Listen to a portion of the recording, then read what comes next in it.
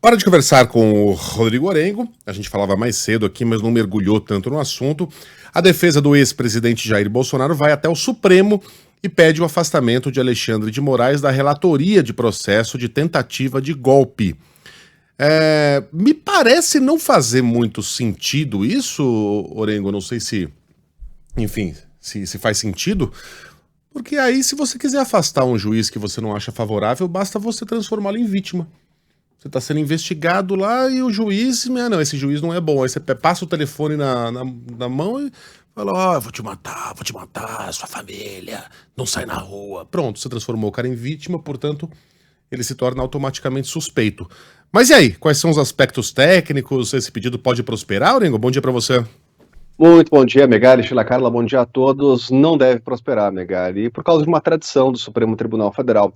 Não é incomum pedidos como esses. Já vimos várias vezes, diversas vezes, inclusive nesse caso já tivemos ações, né? Mas o Supremo, historicamente, ele não acolhe esse tipo de solicitação, recurso para impedimento de ministros, né, para estarem lá em julgamentos ou à frente de processos, como relatorias, é o caso do ministro Alexandre de Moraes. E por quê, Megali? Porque é um entendimento da corte que se julgar impedido deve ser algo individual, deve ficar a cargo do ministro.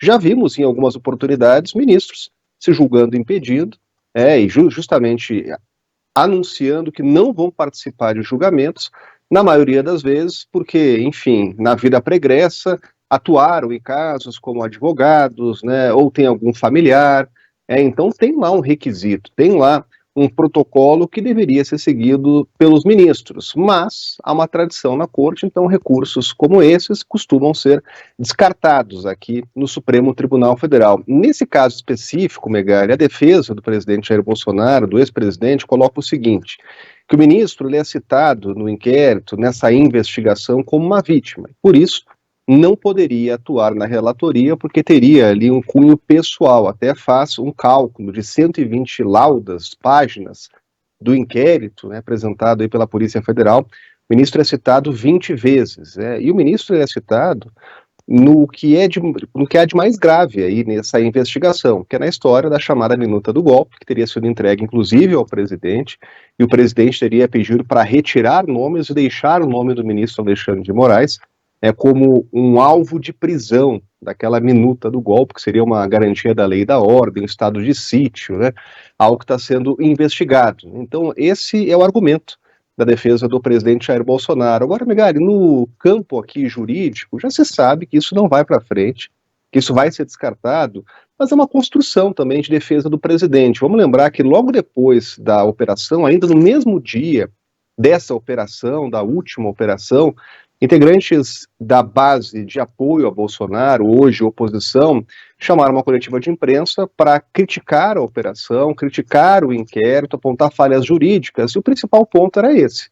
Era justamente questionar por que Alexandre de Moraes permanecia na relatoria, mesmo sendo citado inclusive nessa operação, no inquérito da Polícia Federal, né? Então, o que a gente vai ver, Megali, é realmente esse recurso ser descartado aqui no Supremo, mas isso vai ser usado, esse discurso vai ser usado na defesa do ex-presidente com muita frequência, assim como já está sendo usado. Há outro recurso, esse pode ter chance de prosperar, depende, obviamente, do Supremo Tribunal Federal, que é a solicitação de devolução do passaporte do presidente. Agora, se há um motivo, se há um entendimento de que o presidente não deve ter passaporte nesse momento, e por isso houve uma solicitação e foi acatada pelo judiciário, e faz muito pouco tempo, né, não dá para imaginar que de imediato o presidente vai ter o passaporte de volta, né? O que a defesa alega é que não há risco de fuga, que o presidente tem, inclusive, viagens e compromissos internacionais, como foi a posse do Milei, e deveria ter de volta o passaporte, né? Isso cabe, obviamente, aí à análise do judiciário.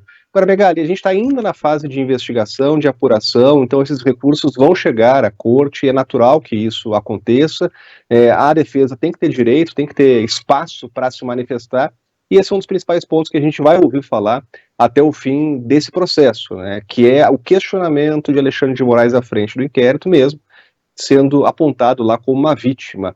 É até interessante, Megali, porque o próprio ministro Alexandre de Moraes, em entrevistas, ele cita que existiriam três planos contra ele, né, segundo as investigações, né. Um seria prendê-lo e levá-lo lá para um batalhão lá de Goiás, e teria até um plano para assassinar o ministro, né, e até colocar isso na Praça dos Três Poderes. Então o ministro já repetiu esses planos, que segundo ele são investigados pela Polícia Federal, são questões e denúncias gravíssimas, né? Mas tudo tem que ser investigado, obviamente, pela Polícia Federal. O ministro deve continuar aí na relatoria desse caso, e o que a gente espera agora é a conclusão dos trabalhos da polícia, o que deve demorar aí pelo menos até o fim do ano. Ô, Orengo, e essa manifestação do dia 25, hein? Domingo não esse, é o outro. O Bolsonaro tá conseguindo reunir um quórum razoável aí, né? Aí o Malafaia dizendo que vai ceder trio elétrico, Tarcísio dizendo que vai participar, que vai subir no palanque. Mas tem uma chance de não rolar, né? O JP falou. Pois mas... é sempre aquela coisa, né? Esse tipo de manifestação pode virar um tiro no pé. Você consegue controlar o que o Bolsonaro vai falar lá em cima? Se ele vai lá e mete enfim, um xingamento qualquer contra um ministro do Supremo, especialmente Xandão, ou se aparecem várias placas lá pedindo intervenção militar. É um troço bem delicado, hein, Orengo? Será que vai rolar essa manifestação? É um movimento político, Megali, que faz parte de um momento de aglutinação, de tentar realmente envolver aliados do presidente. E o presidente tem uma força de aglutinação que o ex-presidente, que é muito grande, e traçar, inclusive, essa estratégia de defesa. O próprio ex-presidente falou que vai se defender aí nesse ato, e está pressionando, e aliados do presidente pressionam muito para que pessoas próximas ao que se elegeram na esteira do chamado bolsonarismo estejam presentes, inclusive o governador Tarcísio, que já confirmou participação. Agora, Megali, sempre é arriscado, a gente já viu o que aconteceu em outras manifestações, inclusive o inquérito, ele investiga manifestações, o que ocorreu em outras manifestações. O presidente já foi condenado, e está inelegível, justamente lá com base em evidências que foram captadas de manifestações, discursos, ainda na época da pré-campanha eleitoral. Agora, tem também alguns pontos aí que precisam ser levados em consideração. Por exemplo, há uma determinação judicial, o presidente ele não pode ter contato com investigados, Então, por exemplo, o presidente do partido dele não poderá estar no palanque com ele, porque essa é uma decisão judicial, não há como ter contato, porque são dois investigados. Há uma ação preventiva aí da investigação para, enfim, evitar combinar discurso, combinar respostas em depoimentos, Essa também é uma ação muito comum aí em operações e, nesse caso, há uma determinação judicial, Então, é um movimento arriscado, mas é uma resposta política também. É aquela coisa, em vez de ficar acuado, aproveitar o momento para aglutinar o grupo político, ainda mais no ano eleitoral, que precisa ter uma resposta de um espectro político que tem muita força no país, e vai disputar a eleição. Então, esse é um movimento político que se espera aí que não se tenha algo que possa ferir a legislação. O ex-presidente já disse para as pessoas não levarem lá cartaz contra quem quer que seja, mas é aquela coisa, Megali, na rua, como controlar isso? E o presidente ele pode ser responsabilizado pelo o que acontecer lá, é claro, que os investigadores vão estar de olho aí nessa ação política. Megali, Xandão não, vamos tratar com respeito. Tem desrespeito de chamar o cara de Xandão? Agora ele vai falar que tem de chamar o ministro de cara. Não, enfim, é o apelido pelo qual ele é conhecido. Excelência.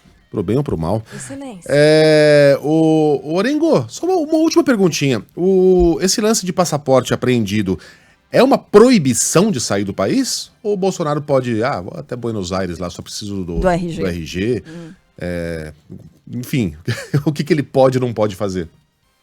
Ele tem que comunicar, isso é importante, Megali. Inclusive há uma comunicação no pedido de devolução do passaporte, inclusive se coloca isso, que o presidente ele comunica, ele vai comunicar com antecedência, para fazer cumprir compromissos internacionais. E o caso da posse do Milei foi colocado, que o presidente, como ocupou uma função de extrema importância, ele é convidado para eventos internacionais, se precisa estar presente, é um ator político internacional, então há essa solicitação.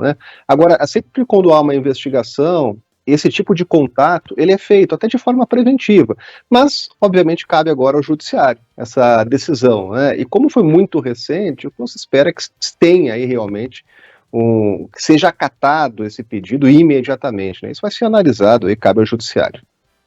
O ex-presidente Bolsonaro gostaria de ir ao evento do Donald Trump, né? Na semana que vem nos Estados Unidos, e a Conferência Conservadora dos Estados Unidos. Então vamos ver se... E por isso a defesa pede para reaver o passaporte. Agora tem um outro falando aqui que Xandão não é desrespeito, é uma adoração. É igual chamar o Moro de Superman. Então não. tá, ministro Alexandre de Moraes. Puta, que Meretríssimo. gente mala, cara. Valeu, Orengo!